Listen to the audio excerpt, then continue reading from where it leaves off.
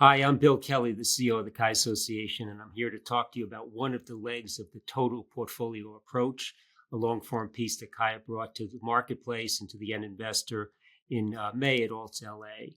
And I had a mentor that once said to me that if you can't fit your message on one 8.5 by 11 sheet of paper, you don't know what you're talking about in the first place. And you're going to hear from at least four different speakers, but if there's more, it's really just four topics that really are the hallmark of TPA. And I've got some notes here I'll be looking down periodically.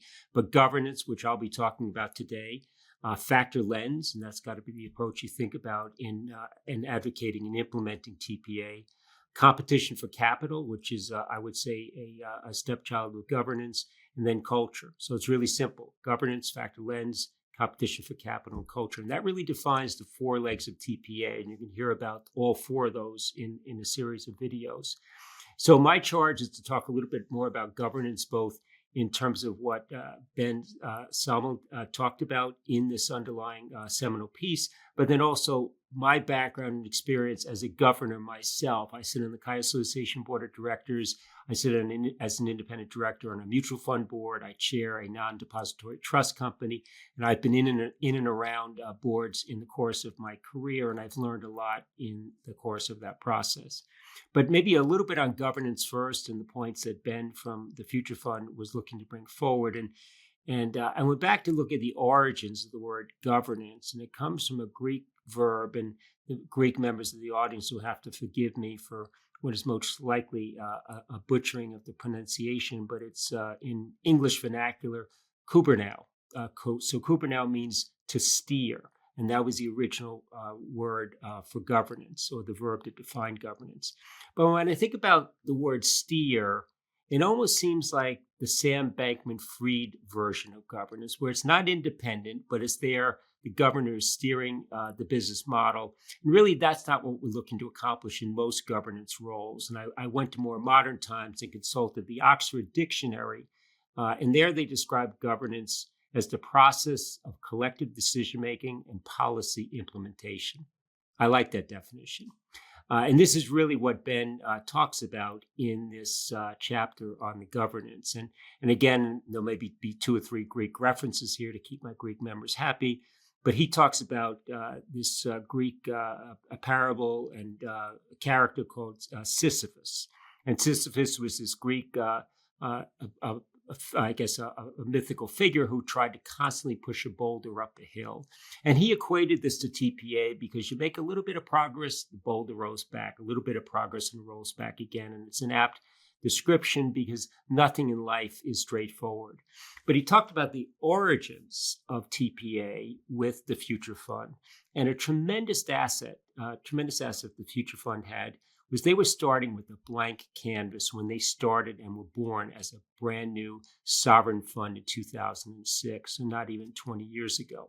So they could say, what are the very best practices? How do we want to implement governance? How do we want to implement asset allocation? Do we want to do it the old way, strategic asset allocation, SAA, or think about the adoption of this total portfolio approach? And they opted for the latter. If you read through this report, it's got some very interesting observations. I think there's something for everybody there.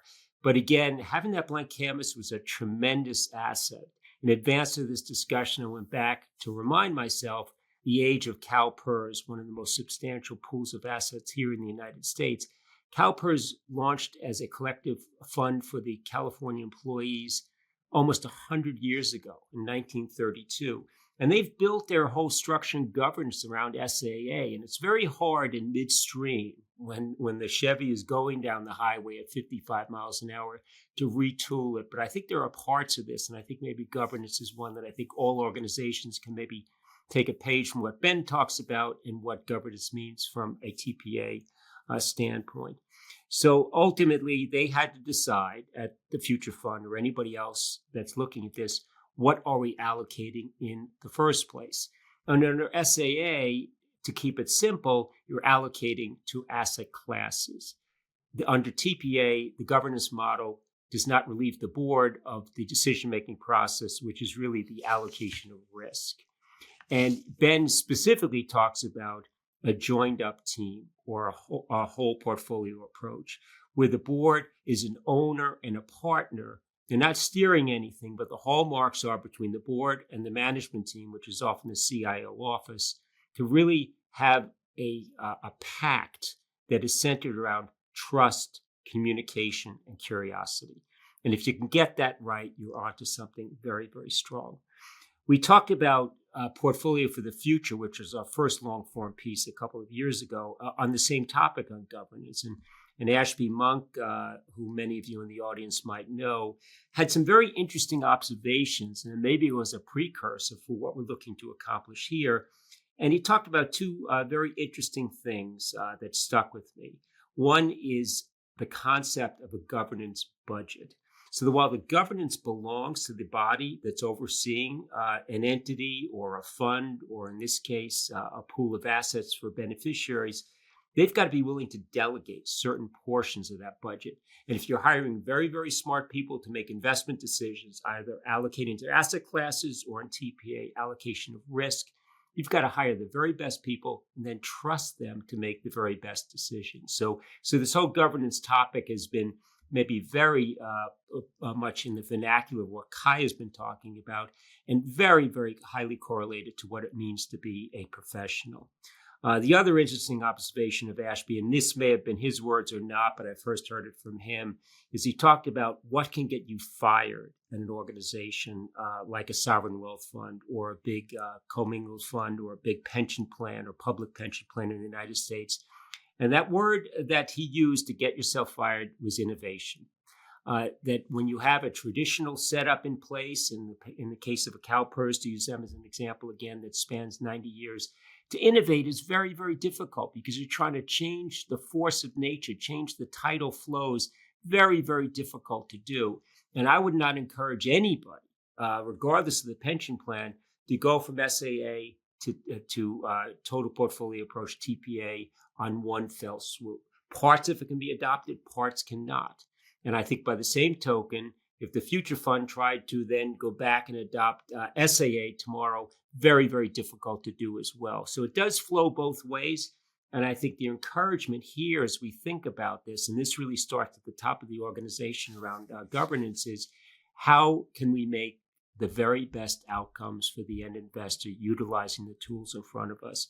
And Jane Bach, who's with WTW, she's on the CAIA board, she's a CAIA member. She writes the closing remarks in this report. And the three words that rung most true to me after reading Ben's piece was remain open-minded. Understand where you are on this continuum. You could be something like an SAA model that many pension plans here in the U.S. adopted. You could have a Norway model, which is focused more on the public markets. You could have TPA, similar to what Ben talks about. And then there's this Maple model, which kind of probably sits closer to the endowment model, which is the underpinnings of maybe the CAIA curriculum. So you've got to understand this vocabulary. It might not be a black or a white. It's going to be shades of gray. And I think there's something in this for everybody. So maybe with that as a backdrop to the report, maybe I can bring that into some of my experiences as a governor myself. And this is a very, very important role that any of us take on as an individual. And I'll point to something else that I've been actively involved in for the last 6 or 7 years myself, which is the Institute of Banking out of Dublin. Decided about that time frame, not quite 10 years ago, that being a board member was a profession. It should not be a bridge between a very successful career and very late stage retirement, i.e. a second act between when you leave your big job and when you decide to completely leave the stage. And we're spanning maybe from, say, your mid-60s to maybe your late 70s. And that's oftentimes where people that have had successful careers, they take on the assignment of a governor on a board, on a corporate board, on a mutual fund board, on a UCITS board. You pick your target. That is a lot more than just showing up. And perhaps 15 to 20 years ago, showing up maybe covered most of it. And I say that from the standpoint that if I have been active in this industry, I have seen a lot of things. I've seen a lot of things over the course of my 40 years. But things in terms of risks and risk oversight change somewhat glacially in the first 20 years of my career, maybe even the first 30 years of my career. But I look at the pace of change now, most recently, generative AI through ChatGPT, machine learning algorithms, distributed ledger technology, alternative data, different ways of measuring and implementing ESG risks. You can quickly understand how the pace of change is moving so very rapidly. And if I was a very successful professional, wrapping up my career just 5 years ago, and now I'm overseeing risks that I never encountered in the entirety of my career. I don't have to manage those risks, but if I'm overseeing them, I have to have the ability to understand, to question, have it explained back to me, and then opine as to whether or not that risk makes sense to me. How do I evaluate conflicts of interest if I don't understand the risks at hand as well? And these all are very closely linked to what it means to be a fiduciary. So just like CAIA is a professional designation, what IOB is trying to do, this body out of Dublin, is to create professionalism in the boardroom. And what I love about what they've done is they've created a credential, CIFD, Certified Investment Fund Director, for somebody that's establishing a professional standard for what it means to be a director. And I think that is the direction we are moving in. I think showing up and just being qualified, or being a representative of the beneficiary group. In that latter case, it has a lot of credence because you are one of the folks that are on the receiving end of that defined benefit payout. But we've got to make sure that the governors that have oversight understand their role, understand the ability to delegate risk, understand the ability to delegate governance, as Ashby Monk talked about. And these are very, very difficult and oftentimes very, very complex decisions to make. Maybe I'll conclude with this concept of ESG. And we hear about ESG this, ESG that, and we talk about it as if it's a single risk factor. It's so much more complicated than that. And if I look at the environmental risks, the social risks, and the governance risks, there are always going to be trade-offs. And again, another situation where it's not black and white. And governance, that G. If we don't get that G right, the E and the S stand no chance at all. So ultimately, as I think about your careers, my responsibility, what it means to be a CAIA member, governance and being a solid governor is one of the most important things we can do. And you're actually doing it today. If you're part of an investment team, making decisions on behalf of a client, part of an operations team, making decisions on behalf of due diligence, you are a governor of that process. And that governance is a shared responsibility. It's a very important responsibility. And I encourage you to embrace it with eyes wide open and intelligence and education at your back.